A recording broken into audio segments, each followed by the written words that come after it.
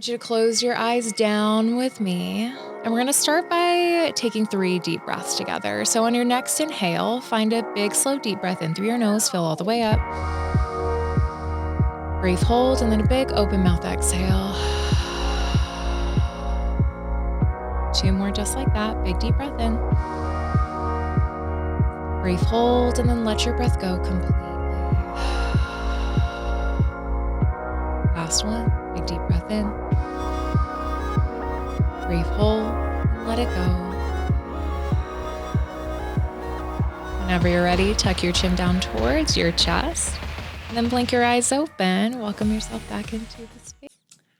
Hi. How are you? I'm doing good. Good. Yeah. I'm so glad we're doing this because Me too. I have so many questions. I mean, I feel like I know a little bit about human design and I know a little bit about your background, but I'm so excited to share this even more because the little that I know about human design and the amount that it's actually helped me, I can't wait to learn more. Oh.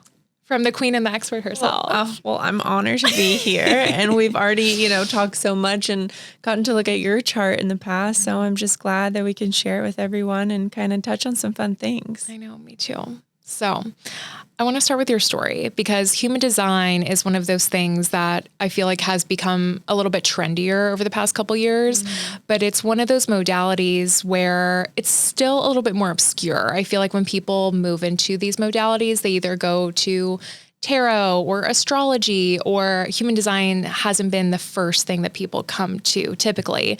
But now I feel like it's become so popularized over the past couple years. So how did we even get into this? That's a great question. And I completely agree. I feel like it is becoming popularized, but I was reminded by someone the other day, we only feel that way because we are in this world and we're looking for new things all the time. But the way I found it, it was quite a bit ago in 2018, 2019, and came across it through something, can't remember, but it caught my eye. I never resonated with Enneagram, but love astrology. And astrology is a little harder for me, especially back then. It was harder for me to really understand on my own. And once I heard about human design, I heard it a few times, as we all do, right? Like in threes. I thought I should really look into this. Then there was very little on the internet, no chat GPT yet. People were very hard to find, but Jenna Zoe, if anyone's familiar, who's kind of the OG and put it on the map, I came across her and fell in love with her content, but also ordered the main book from Human Design, which is a very dense, hard to read book. Kudos to anyone that ever goes through reading it. But I just dove in and explored my own chart as best as I could and started doing loved ones and friends. And then about a year later, Jen and Zoe put out a course, like a training course. So I signed up with that. And that really helped bring it down to earth from everything I was trying to piecemeal together of what's out there. And it was just for fun. I was doing anyone who wanted to listen. And I had an amazing projector friend at the time who could see through and kind of from an outside lens, let me know, hey, I think you have something. Like, you should really consider throwing this up on Instagram or the internet and creating maybe not a business, but doing sessions. And at this point in my journey now, we're about 1.5 years, 2 years in. I have to say I wasn't fully applying it to my life. I was very researcher mode at that point. But COVID happened. And at the very start of 2020, and that was about when I had done the training, I thought I have nothing to lose. Let me just put it online. So that was 5 years ago now. Oh my gosh. So how has the progression been from starting, putting it out into the world and articulating it as much as you have from that time in 2020 to now? Yes. I mean, to your point that it's widely more known and popular, which is great because then people already coming to me with some kind of knowledge, most likely. But from back then, I was really just in the dark with everyone else on social media. I was just sharing what my viewpoint was of it and having sessions and kind of building my wider base knowledge of the tool, to be honest.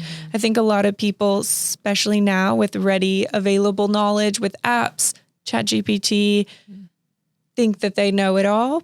And those are great, but there's nothing like hearing dozens and dozens and dozens of people's charts and stories and really making those connections. So from then to now, I would say I personally am a little bit more dialed in on how I like to use it as a tool with my clients, and how I started of really doing base readings and getting to know people and sharing anything and everything they want. And now I'm a little more honed in of, here's what I think you need to learn based on what you're coming to me for. And that is a huge reason why I loved my reading so much with you, because you were so good about being like, okay, I know you know a little bit about your own chart, but let's get super granular on how this could actually support you moving forward in different areas, which I loved. And I can't wait to do even more in the future so that it can actually help me in my business and everything that I want to do moving forward, clearly. But tell me a little bit about human design, like the origin, what is it? Because I know what it is and everything like that. But for people that don't know, that maybe kind of couple this with astrology or couple this with whatever thoughts of these modalities that they think they are, can you kind of break that down a little bit? Yeah, I love to start by saying human design is just another roadmap tool that is very grounded and tactful of figuring out what you're here to do on the earth, how you're supposed to move through life, and any and everything in between, from how you would best sleep, work with people, your skill sets, your greatest gift, how you should approach motivation, your fears, anything truly. It is in human design. So that still feels a little lofty, but I find it to be a very, let's talk about it as like a guidebook or a roadmap for you. And to put it in comparison with astrology, if you love that, I think that's a very esoteric tool. That's a little more ethereal. You kind of feel a little more all-encompassing of the spirits and the moon and all these things. And human design, as it has a part of astrology, and it takes from that, it also takes from some other modalities, which is the chakra system, the Ching, the Kabbalah, and epigenetics, our actual Crazy DNA. Yeah, isn't that cool? Yeah. And that's just a cool thing. If you think of, we have 64 pieces of our DNA and we have 64 channels in our human design. So that's kind of like that, just a very top level connection there. But it takes all 4 or 5 of those modalities and came up with the human design system. And the person who kind of pieced that all together, his name was Ra Ruhu. And this is a little bit more of the channeled hippie part, but he channeled it in the 80s in Ibiza, as one does. Of course. Me too. That part, I feel like if you like spiritual things, you love that idea. And for the people who are a little bit like, but where's the science? That's a little harder for them to hear. But when you get into the fact that it's connected to these thousands of year old modalities, to me, that is the science of it. And that is the greater connection. And he was able to just kind of put them all together into this guidebook, as I mentioned.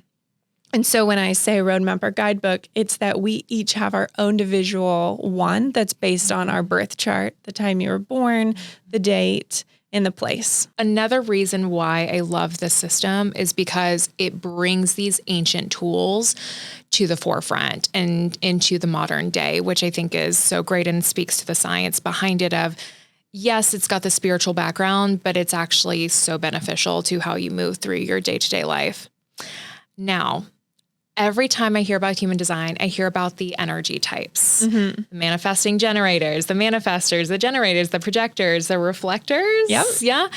And when I start to look at those personally, obviously I'm only looking at the manifesting generator because that's what I am. Yeah. But could you go into explaining, okay, if I were a generator, how would I work differently than a manifesting generator versus a projector versus a reflector, that type of thing. Yeah, absolutely. And I think it's a great place to start because in human design, they say if you really want to do your chart correctly or approach it correctly, I should say, because you can't do your chart correctly. You're already living it. You're just fine tuning and acknowledging the pieces of it. But starting with your energy type is the first place to go, because if you don't know how to use your energy day to day, you're not really going to be able to decondition and access the gifts and the other information within it as you're wanting to. So with that, you named them right, the 5 types, energy types, and we could put them into 2 categories. Manifesting generators and generators are sacral beings. So they're the ones that if we think of, I like to think of Nike, just do it on the go. If their cup is running over and they're joyful and fulfilled in life, they're the goers and the doers. The movers and the shakers. And then we have our non-sacral beings. And sacral and non-sacral is coming from their sacral center, which is there's 9 centers in the entire chart. And they all have energy that can be defined or undefined. And that just means that if it's undefined, it gets lit up when you're around other people who have them defined. So it's not a consistent energy you should ever rely on. And then if it's defined, that's your own energy that you're constantly operating with. I like to think of it as you either have a cell phone wireless signal. Sometimes you have a great signal and sometimes you don't. And when you don't and you're driving through the country, you need to take a beat and like not be on your phone. I love that. Yeah. And then if you are defined in one of those centers, it's a landline. It's always going to work. Always going to work. You can always pick up the phone and it's based on you if you dial the number right on it. And for those who don't know what a landline is, no, I'm kidding. I'm kidding. One that's like actually plugged into a wall. And it's only going to go off if there's like a major problem with the entire system versus a cell phone. That's right. Gosh, showing a little bit of our age, I guess. I know. I don't feel that old. I know. It's so funny. My parents, they used to have a landline and apparently AT&T is starting to get rid of landlines. Okay. And so they had to switch over their landline to a cell phone for like in their my parents' home phone. And it's like the most bizarre thing. Anyways, I'm like, that oh my God. So funny. Okay. Yeah. Maybe I need to update my analogy, but I'm like, I don't know if the landlines they're getting rid of them or something. I have no idea. So back to those groups. 'Cause I was kind of wanted to back up and show why there's the sacral and non-sacral and how we can kind of put these 5 in buckets.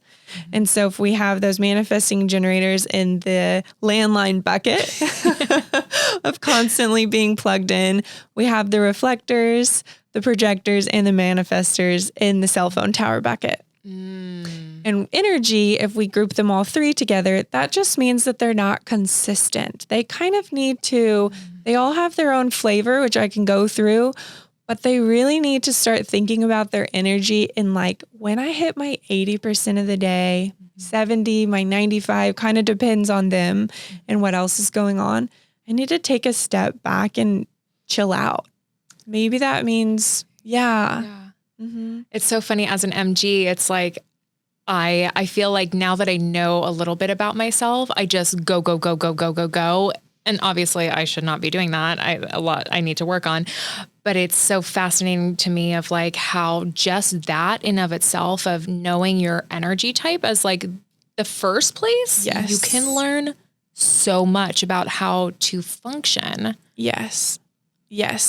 And human design as a system would say, if you're doing that, everything else, whether you know about it or don't know about it, will start to fall in place because it's really what's greasing the wheels and getting the engine going. And so I do love that because we can get caught up in every system of knowing all the nitty gritty and we want to have it all mastered out on some big plan. And you really don't have to if you don't want to. I think it's very fun and fascinating and super helpful. But knowing how you are supposed to operate, and then even further than that of just like knowing if you're going, and sometimes we equate that to working, how we should work. This is really actually how you should do your entire day. From the moment you wake up to the moment you actually go to bed. And even down to how the certain types sleep better or not with other people in their bed. For a projector, for example, actually all three, they actually say it's better for them, depending again on their full charts, if they should spend every night, a few nights, once a month, sleeping without anyone in their room. And it's really about cleaning out their aura and not having, if you think about it, they're sleeping next to an MG. And when I say aura, they talk about our energy field and it kind of being about 3 to 6 feet away from us. The MGs and generators have that on constantly. So if you're in a family, and it doesn't have to be just a partner, maybe you have a baby or a child that sleeps in the room with you and they're an MG and you're a projector, that's a lot. And that's disruptive to your sleep night after night. So it's a fun little thing to think about. It can show you that much more information of how to set yourself up. Okay, so let's say someone is wanting to learn a little bit more. Maybe they know their energy type. They know whether they're a sacral or emotional. Yes. Are you talking about the authority? Yes. Or like they have like the basics or they go on to an app or whatever and they get like the 10 or 5 little basic things about them, but they don't know how to kind of articulate everything. Where would you start to go next after your energy type to start looking at certain things? So the big 3 I would say is you start with your energy type always. That's going to set you up for success of how to also start putting it into play in life and trying to make little daily actions towards what feels more aligned. And then the next would be your authority is what you were mentioning. And that is how we make decisions. And so that gets a little bit more dialed down on, there aren't just 5. So an MG or manifesting generator, there can be a few types of an authority within that. And same for all the other energy types. And so this is telling you how to make decisions. And this is kind of where your intuition comes into play. So the next big piece of, okay, now I know how to use my energy. What filter do I put that through now? If it's a yes or a no, or if I should say, go to this event or not. And a fun thing to think about is there's not one of us that actually should be thinking mentally about these things. Oh. No one has an authority type that is a mental process where we should be weighing pros and cons. And it really has to do with like being in the body. We have to go deeper into that. Okay. Yes. Okay. Wow. Because I feel like knowing a little bit of what I do about other modalities, I always want to process things through and being like, oh, well, I know this about myself, so let me go in this direction or let me do that. Let's talk deeper about that intuitive self. Yes. So talking deeper about how we make decisions. And again, this would be something you definitely can look this up. I love I think it's called now the Align app by Jenna Zoe. Just plug that for everyone as they're listening to go ahead and put their birth information so you can start to look and listen. That's the easiest place to find it. And it will tell you right there. So when you find your authority, which remind me, I think you're an emotional authority. Okay. Yeah. Same. Yeah. Which kind of we'll take that for example, kind of sounds, or it is what it sounds like. But that is really about the wave of writing your emotions and not making a decision back to that mental thing. We're so trained in society of like someone presenting us with an option or asking us to do something fun, go to a party, go to a dinner, speak at an engagement, and we're expected to say yes or no right there. If you're an emotional authority, now there's a couple different types, so maybe go get your chart read. But the general consensus on those is that you really should take a beat for it to land, because at any point you could be at a high or a low. And we all know how that feels when we're on a high and we're like, yes to everything. Yes, yes, yes. And then a week later, when that invitation comes for you to go to it, you're like, what did I do? I don't have the energy for this. This isn't something I should have said yes with. It's actually really not aligned, even though it sounds fun. And so how that looks practically is for emotionals, for example, to start to take a beat and use words like, that sounds really exciting. When do I need to get back to you with that answer? Love that. Oh, I think I would want to do that, but do you mind if I could call you later today once I've had time to look at my calendar? And try to just push back and give yourself some space. Space for emotional authority is just superior. You really do need it. And it's interesting. The more you do it, the more you realize society doesn't care. We're just so trained that everyone is wanting an answer now and that we actually don't have to give that to them. Yeah. Ooh. What a beautiful permission slip, because I feel like the busier that I get, the quicker I feel like I have to respond.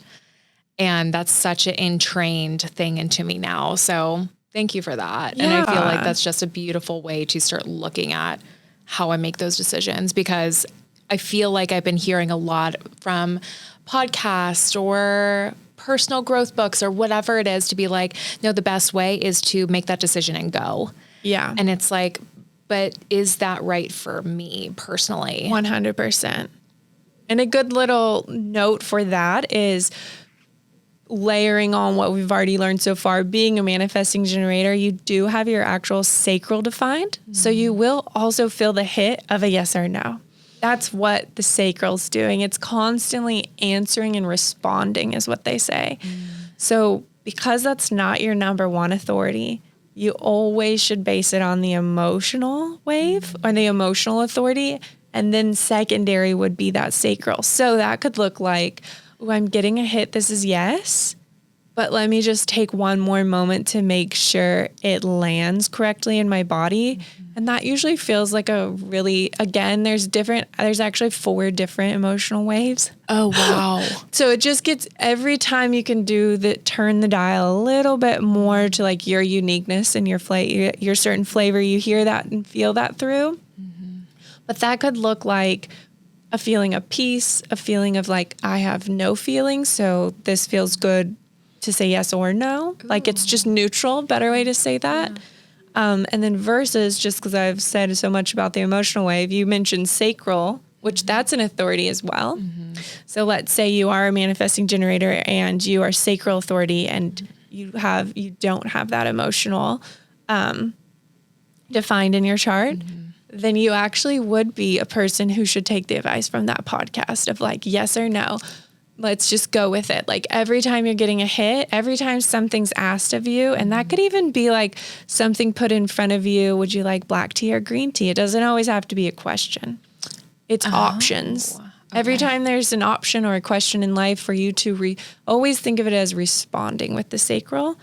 Those people actually shouldn't question. So interesting of how this could get muddled in the self-help world and all the information out there, because which one are you? Yeah, because there's so many options of how you design in moving through your life. Yes.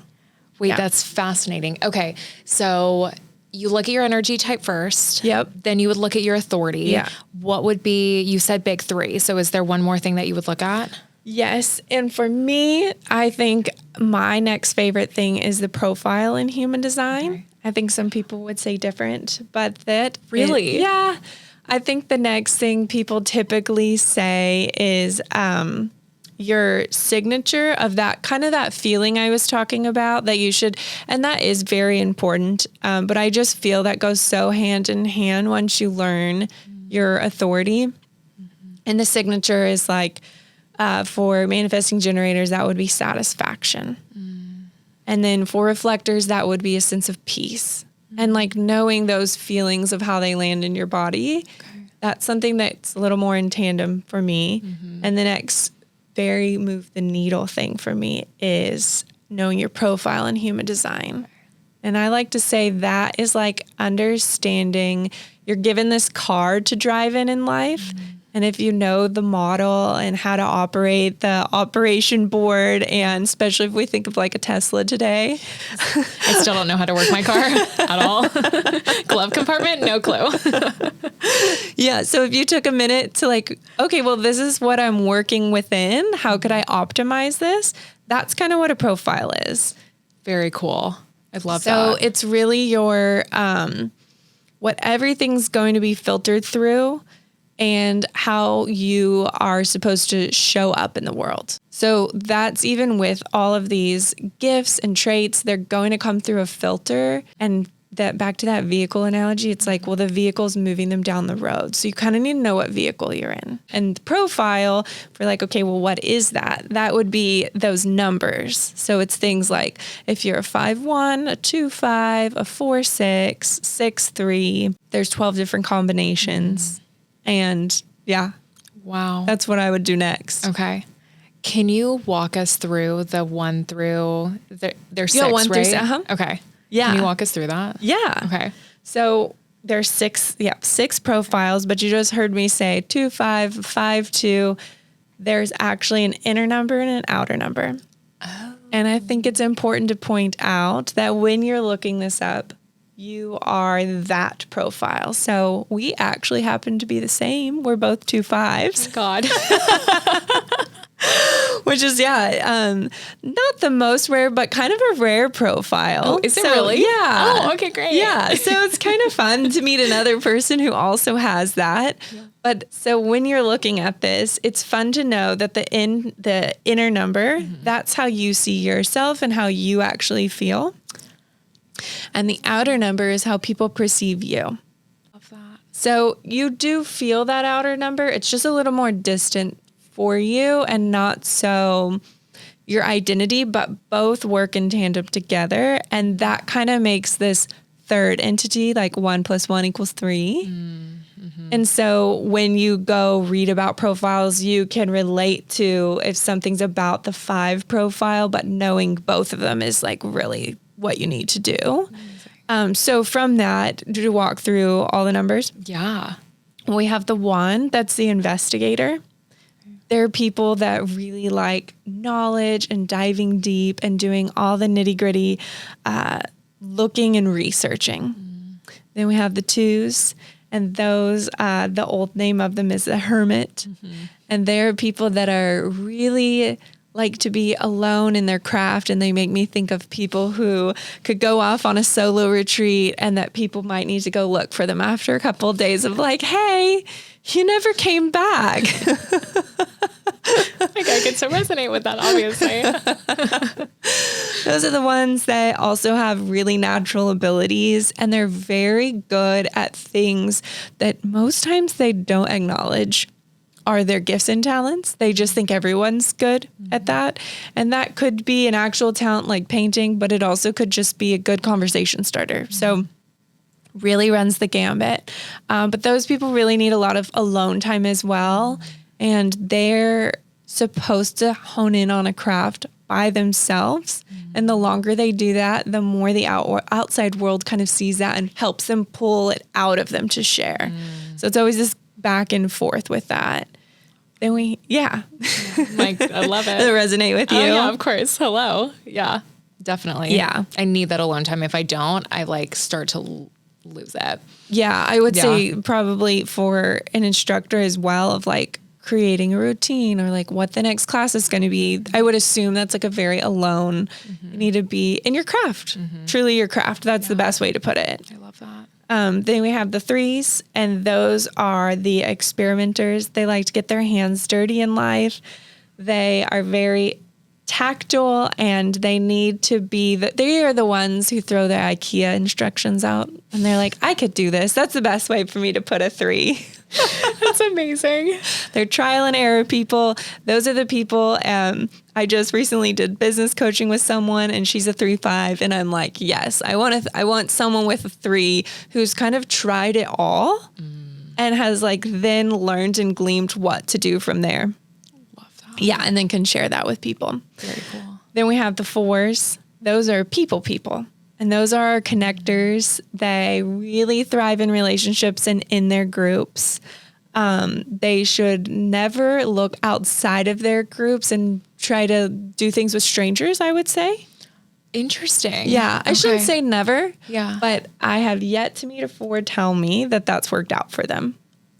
Really? So 4s always tap in your network first, whether you're looking for someone to date, a new friend, do you want a movie recommendation? It's someone, and you also, if you have a 4, are a connector yourself. So you're always looking through the lens of like, oh, you would, if you went and met this friend, y'all would hit it off. They're usually those kind of people. I love that. Then we have our 5s and 6s, and our 5s, they are the challengers. They look around, and the old saying, definition in human design is they're the people at the last minute before a battle that are on the horse in front of everyone, and they're like leading them into the charge, but they're not necessarily the ones doing the battle themselves. So they like to also look around of like what a cause is important to them and kind of like put down the law about it and say, no, this is right. This isn't right. This is what I see. I'm not going to stand for this. Or yes, this is like the most exciting thing and I'm going to save the day energy. And then our last closing out the profiles is a 6. And those are our role model people. And they have we could get into that in a different podcast, but a very long shelf life of starting actually as 3s. So the first 30 years of their lives, they're operating as 3s, which is really interesting. They're the 3s as in the 3rd profile. And then the second, their lives is in 3rds, but the second half essentially is them gleaming everything they learned from the beginning and then now becoming the role models that they always wanted to see in life and kind of the wisdom keepers and the people who have a lot of patience and a lot of self-reflection insight as well of like, okay, what could be different in our world and what could I do to make an impact that I wish I saw as a child? So we have these profiles. We have the authorities, how we make those decisions. Then we have our energy type. Yeah. So how do we start to embody those things? How do we start to tactilely use some of this information in our life? But then the second part to my question would be, do you use this knowledge differently when it comes to dating and relationships, your work, your day-to-day life that is not the work? Yeah. So how do we start to use some of this information in our life? Yes. And then like granularly, do we use it differently in certain aspects or areas? Such a good question. So the way I would suggest anyone use it, and this is now of seeing success stories and seeing people who have come to me and I check back in with them and nothing has changed in their life. And the difference is people putting it into action and people not putting it into action. Yeah. It is a system that was very much created for you to live and to trial and error and to really take, I like to think of it as you have to have some type of leap of faith and conversation with your internal self. And if we can throw that in there, the universe. And you say, if I start playing with these things, I need to see the change and like what you're telling me is going to unfold, which is alignment essentially. And deconditioning myself out of operating in ways that aren't serving me anymore. And so the way we do that is just very unsexy. And you start just like you would in yoga on your very first day, you just get on that mat. And so that can look like learning little fun tips and tricks. That's why I do think it is fun to start reading about the different profiles or those cute things on Instagram about your energy type, but then do something with it. So if you're a projector and you read that you should spend a little bit more alone time, maybe don't share your opinion projectors with everyone. Wait till you're invited for someone to share your wisdom. Start thinking about that. And in moments as small as in the grocery store, when someone asks you, you're standing in the same aisle and someone's like, oh, have you ever tried that jam? That's an invitation. That's an invitation right there. And if you can start to frame that in your mind, like, this is me putting it into action, it's just going to be a snowball effect from there. And then for the bigger things, of course, that takes a little bit more courage, I think, and a little bit more getting those wheels greased of like, okay, now this is a little more second nature. I don't have to constantly remind myself to operate in this way.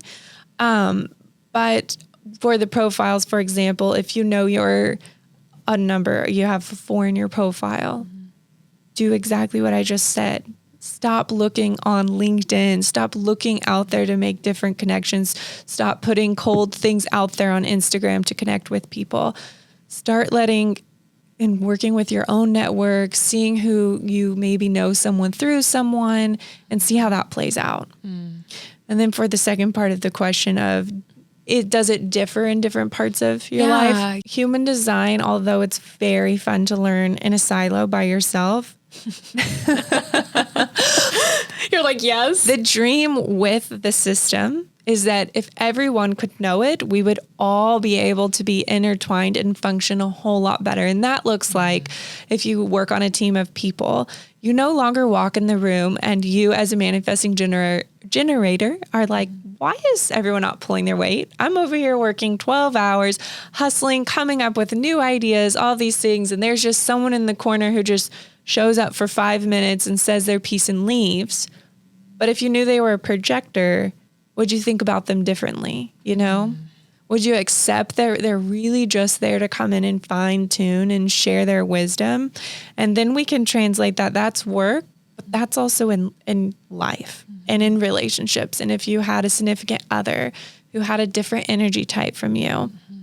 So it actually says we should not put them in silos like that. There's not a set that's like, this is how we should do work. This is how we should do life. This is how you should look for a partner.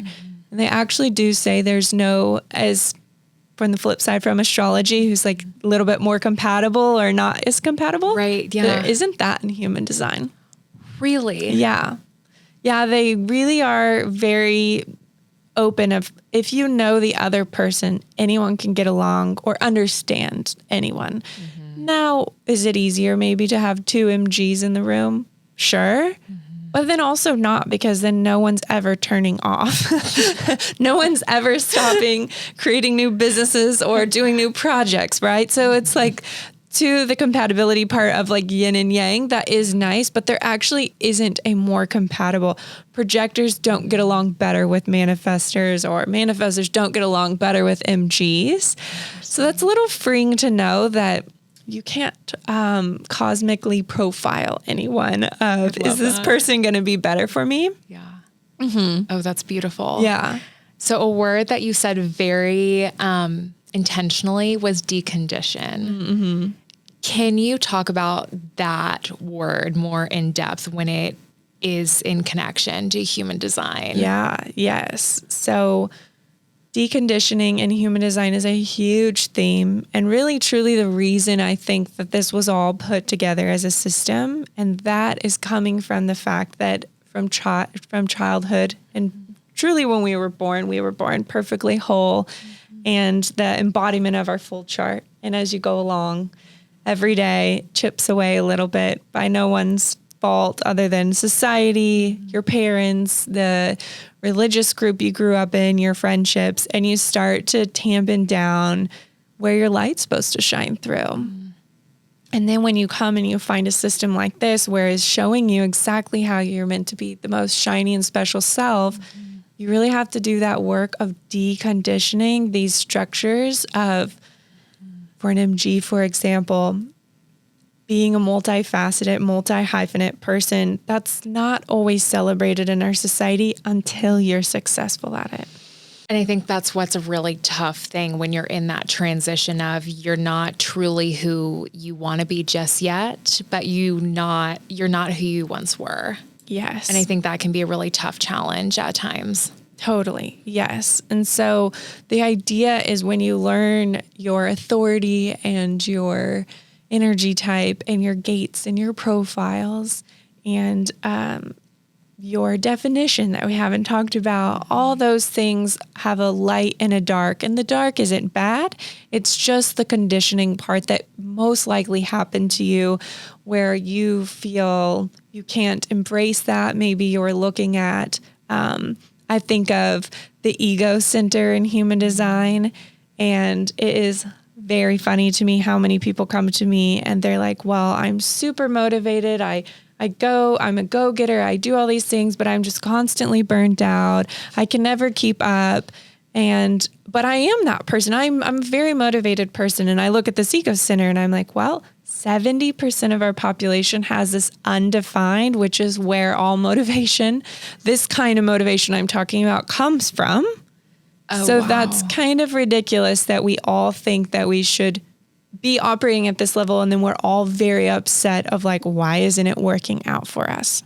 Because you're not meant to. You're not meant to. And so the deconditioning I would say around that is you need to take a beat and realize when it's on and go 110%. But the minute that it's turned off for you, or you're getting that hit of, okay, I think I need to take a day off, a week off. I need to regroup. I need to go get a coffee. Do it. Because you weren't supposed to just go. And the flip side, just because I put every 70% of the population in that group, that 30%, which is very funny, when I find someone like that, and I happen to have that actually is my own flavor of motivation. And that's on scales of like, well, maybe I'm only motivated 20% at all times. So then on the flip side, you could be angry at yourself too of like, well, I'm not always going, but I always have some constant level of motivation that I could tap into, if that makes sense. Absolutely. So as you're starting to learn more about your chart, or you get a reading done, or as you are reading people, I should say better, what are blocks that you see come up with clients or people as they're starting to apply this into their life a little bit more? I think the number one block just across the board is perfectionism. Everyone wants to say, well, how do I do it? Just kind of, we've been talking about too, but okay, this all sounds really great, Keelan, but tell me exactly how I'm supposed to put it into practice. And they want it very prescriptive and to do the exact move, to hit the exact note. And that is just never going to happen. And I think that's a huge generic block that isn't a fun, trendy block. But it's one where I would say to someone, you really need to, again, go back to playing and to just seeing how it feels. Use your sacral energy to answer if you want coffee or tea that morning, and maybe don't decide yet if you want to get a divorce or not off of that. Maybe like put that in the bank a little bit of like, you got a hit on that, or if you should change your job. But you don't have to do it all at once. I love that, because that's something that I definitely struggle with, or I know I want to have, because it's like, if I hear that, I'm like, oh, well, yeah, I want to get to this different point, or I want to make this transition and whatever it is. And to be able to be like, oh, maybe I start this with the small things. And rather than asking an open-ended question, I like the this or that. That's something that's helpful. That has been really helpful for me recently, because if you give me an open-ended question, I could go in a million different directions with certain decisions in my life, versus, do you want Mexican or Italian food for dinner? And I'm like, oh, thank God. I know how to make that decision super quickly. I mean, so minor, but I feel like, but life-changing at the same time. And then you actually could ask that same question, and I would challenge us for those bigger things of, do I want to stay in this job or not? And I would say, you know, but also give you the permission that you can wait on that. Like you don't. And I think that's where people get really hung up on, okay, well, I can't do that, so I'm not going to practice human design yet because I can't put it all into play. And that's just false. And to be very transparent, that is why I didn't really put it into practice in my own life for the first year. I was very paralyzed when I first learned it, of being in a research mode and thinking, well, my life doesn't look like what I want it to look like yet. So I'm just going to keep reading more, and maybe I'll read enough one day to like have this just happen for me. And honestly, my life didn't fall into place or continuously fall into place because it's constantly changing and evolving until I took those daily steps I'm talking about. Would you say that also helped build your intuition as well during that time? 100%. 100%. And also to even be more vulnerable so that started, I think it was about 5 years from the first time I heard about it to I made a joke about a big life decision, but I walked away from a marriage and a business 5 years later of putting human design into play. And I don't think I could have done that had I not had a bank of my intuition just built up very strong, and having the courage to know it always works out when I choose myself. It always works out. Maybe it doesn't work out in the picture perfect movie way, but it's actually going to work out better. And I just have faith that if I stick with these tiny little things in my daily life, the next best thing is going to show up. I want to talk about that a little bit, so much about the timing of things, the natural timing, because sometimes I feel like I'm behind in some ways, because once you turn 30, it's kind of like, especially as women, it's like the clock's ticking. What have you accomplished? What are you doing? Are you going to start a family? Like all the things start to come up, I feel like, as women. But when timing is involved with these practices, I feel like I'm always wishing, I wish I'd built my intuition sooner. I wish I had done that. But I'm such a believer that everything comes in perfect timing. So in the same breath, could you agree with, as long as you start to build your intuition at whatever point in life that you're at, whether you're in your 20s, 30s, 40s, 50s, whatever timing that is for you, is the universal timing always right when you're listening to your intuition, no matter if it feels behind or not? 100%. And I would even say it's building, but how about it's just being in the place to trust that exact hit? Because I actually, when I really am doing one-on-one with people, and people often are like, well, I don't know. And I start to like, I don't know how mine works, or I don't know if I've really listened to it, or I want to get stronger. The more I go into it, I'm never telling them anything they don't really know about themselves. And then I like to do intuitive human design readings. And that's just my way of saying I look at a chart and there's some things that jump out of me and connections that I see that I like to bring up. And sometimes it is a little bit of a faith thing for me of like, this is a weird thing to share with someone, but I'm going to share it with them. And those are the things where people are like, oh my gosh, I've never told someone that, but that is 100% how I have always felt. I always thought I should have done that thing, or I always think, and I reflect back to them. That's because your intuition was already working. You just needed someone to reaffirm to you, hey, it's okay to trust it. So I think that, yes, it is a tool, or it is a muscle we have to build up.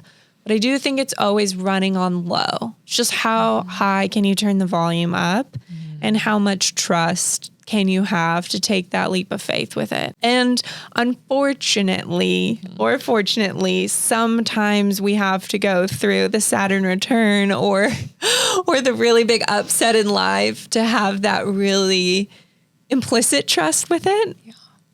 But I actually don't think you have to go through all of that. Wouldn't it be interesting if we really asked people, hey, when's the last time you had a kismet situation happen in your life? And people tell those stories of like, oh, it's so weird. You know, I saw so-and-so at the store, but what they're not telling you is they were in the car and they got a hit they didn't understand that said, pop in that store right now. Actually, you need to go use the restroom, pull over and go into that random coffee shop you haven't been in yet. Those are the things that they're just not connecting the dots, that's what the intuition is, if that makes sense. There's so many seasons I will come in. I'm in a big season right now of questioning a lot and being like, is this the path I still want to go on? Is this the right one? Is this the wrong, whatever it is. And sometimes I'll talk to people in my community or friends or whatever, and they feel out of sync. And so knowing that your intuition is this muscle that is always running on low, I think helps give me, not only me, this permission, but also is such a good reminder to people of it's already within you. You may just not have it screaming at you, but it may and probably is already dictating a lot of the moves that you're making anyways without your knowledge. Yeah. And I love hearing that. Yeah. So much. And I would add on that, what's fun about getting into the more minutia of your human design is once you start to understand the gates, which when we say gates in the centers, we can start to think of those of the flavors of life that you're supposed to always be doing, your gifts and your skill sets and your traits. That's another layer added to, okay, when you get that intuitive hit, that actually really aligns with my most important gate. So let me move towards that. Or, I would really like to do that, but you know what? It doesn't really agree with like what my hard skill is on that. So I'm going to pass on that, even though it sounds like a good idea. So that I think really helps people give a little bit more framework of what lens you should be looking, because life is wild right now with the amount that we're told on social media and the internet and just in the digital world of you could be doing everything and anything at all at once. It's nice to know, no, actually, I don't have the skill sets for that. And I'm not talking about the skill sets of starting a blog or starting a podcast. You can go learn those. I'm talking about the skills where I'm very, very good with people's money. That's something that is defined in my chart. And it would be silly of me not to start to filter my decisions through that. I feel like the time has gone so fast. We've talked so much. I'm like literally looking down at the time and I'm like, I'm sorry. Wait, why do we literally have no time? What's going on? So we may have to do another one at a certain point to talk about all the human design things. Yes. But one thing I kind of want to touch on before we have to go off with our day is if people know anything about human design, if you wanted one thing for people to know about human design, what would that be? I'm going to take it in a fun direction. Yes. Since I feel like we've talked about everything you could possibly start with and know at this point, but this is a little fun thing. Love. That there is something in your chart that tells you your most unique skill that you are supposed to really work and embody your entire lifetime. So it's not something that you're going to go read in your chart and be like, okay, yes, I've got this. Let me move forward. And it's about 70% of your energy of, when I say energy, of like a skill set. So this is something that is just so tripled down for you to share in this lifetime, a reason people come to you. And that is called your sun gate in human design. It's your most unique skill. And so that will be one of the 64 gates and very easy for people to go look up. That app I mentioned earlier, you can do that and it'll tell you exactly at the top, that top gate. I also on my website have a free guide that you can download. And once you find that, then I kind of walk you through kind of how we've done today of, okay, what are we going to do with that after you find out something fun and actually apply it to your life? But I find it really fun and fascinating. And I think if more people knew, it would just give people more of a direction to move in and not have so much second guessing of what am I supposed to do? And think of these big, broad, I'm supposed to bring more love to the world. I'm supposed to share my visions. Yes, you're supposed to do that. But this is so dialed in of like, I'll take mine, for example. Mine is I spend a lot of time thinking and deliberating and mulling over information until I land on the exact thing that I'm supposed to with it. That's my purpose. And when I say that, people are like, well, how can I monetize that? And that's not the point of a sun gate. The point of the sun gate is that you're bringing that into everything you're doing, from the grocery store interaction to your girls' night at dinner, to the CEO job you might have one day, to being an entrepreneur. And that's something running under that no one else is going to do just like me. That is something so unique to me that people seek out. Oh my gosh. There's so many reasons why I love hearing that, because I always am on this track of how can I use this to further me? And it's honestly to that point of, now how can I use this to understand myself better? Yes. Yeah. And that clarity Yeah. is huge. Yes. So that you're not, I don't know, beating yourself up about, oh, this is something I'm supposed to be doing, not making quick decisions or taking more time or taking more space. I'm supposed to be doing X, Y, and Z. No more shitting on yourself. Shitting on yourself. Thank God. Yes. Yeah. And this is just a fun thing. And it is supposed to be something you can also read and you're like, I don't know about that. And then maybe you come back to it in 6 months or in a year because it's already operating in your life. It's just another fun layer for you to be like, wow, people are coming to me for this. How can I infuse my daily life with this? So that's what I would say. Go look up your sun gate. Fun. Something fun we all love to know more about ourselves. Yeah, no kidding. Hey, with all the tools that we've been given that are in the world, I love that this is one more that we can give ourselves that permission to dive a little bit deeper, find more clarity, and then also move from a place of understanding rather than questioning. And I feel like that's kind of what human design, at least from what you've shared with me, even before we started talking on the podcast about, and I'm just so grateful for that. So I'm thank so you. glad. Yes. So where can people find you if they want to do a reading with you, if they want to connect human design, where can people find Caitlin? Well, I'm all over on the interwebs on my website. It's To Flourish, and the same with TikTok and Instagram. So I'm all over. Yeah, and you can book a session through any of those. I love it. Amazing. Yes. Well, thank you, Caitlin. Thank you for having me. This was such a joy.